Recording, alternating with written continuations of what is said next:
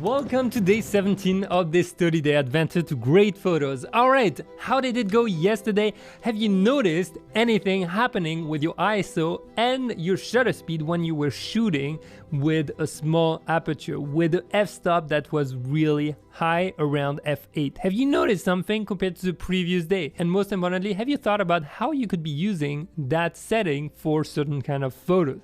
This is so important, and I wanted you to experience those settings before I give you any theory around it. Why is that? Because I simply believe that experiencing some things makes it go under your skin, and it's something that you will remember for a long time. You're gonna be able to use it like a pro just whenever you need it to really get that creative vision out there. All right, so let me explain a little bit what Aperture is, and then we'll talk about the exercise in the separate video. What is your aperture? Simply put, when you take a lens, any kind of lens, there are blades that are going to open more or less. So this is a wide aperture, wide open, and the f-stop number is very small. On the contrary, a small aperture is very close and the f-stop number is very high, around f8, 16, 22, 32, etc. Now, what is very important to understand is the wider it is open and the more light your camera will receive. But it not only affects light, it also affects the depth of field. When you have a wide open aperture, your depth of field in your photo is going to be very shallow, meaning you're going to have a very blurry background, and it's going to create that effect that we call the bokeh, where everything like blurs out beautifully in the background.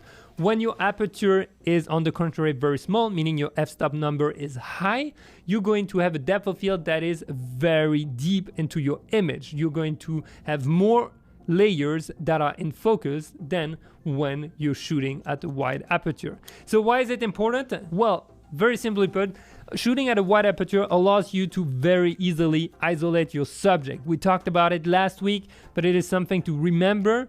It creates separation in your image. It separates the subject that is in focus with the rest of the image. And if you shoot at night, you get that very beautiful bokeh in the background with the lights that are turning into nice round shapes, for example, that everyone seeks. It's a great effect to add into your photo, and that's why people seek lenses with a very wide aperture possibility. Now, on the contrary, when do you use small aperture, meaning f-stops that are pretty high? Well, you would use a high f-stop number when you want a lot in focus into your images. And it could be a product shot, for example, if you wanted the whole area to be in focus, or it could be in certain cases, for example, in landscape photography, when you want several layers to be in focus, or when you do some street photography, you want to add more context into your images.